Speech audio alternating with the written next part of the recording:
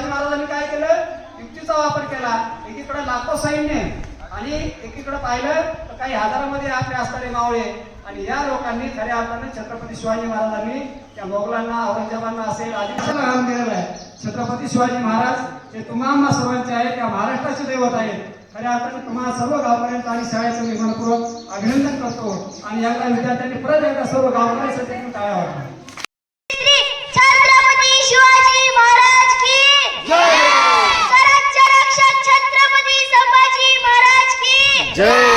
जय जिजाऊ. जय शिवराय. अरे हजारो असतील धर्म, लाख असतील जाती. अरे हजारो असतील धर्म, लाख असतील जाती. या सर्वांना एकत्र गमावणारा एकच राजा शिव छत्रपती शिव छत्रपती. महाराज कसे होते, त्यांचं चारित्र्य काय होतं, त्यांनी काय काय केलं हे समजावं म्हणून ठरतो. पण देशाचा इतिहास बघितला आपण, ते एका मराठी माणसानं घडवलं. आज कुठलंही क्षेत्र बघा, त्या ठिकाणी मराठी माणसाचं अस्तित्व पहिलं सुद्धा होतं ना, आज सुद्धा आहे. हा इतिहास जर आपल्याला जाणून घ्यायचा असेल तर मला वाटतं शिवचरित्र असेल, बाबासाहेब जयंती असेल, महात्मा फुलेंची जयंती असेल, छत्रपती शाहू महाराज जयंती असेल, मल्हारराव होळकरांची जयंती असेल, या सर्व महामानवांच्या जयंतीचे कार्यक्रम आपल्याला या ठिकाणी घेणं अपेक्षित आहे.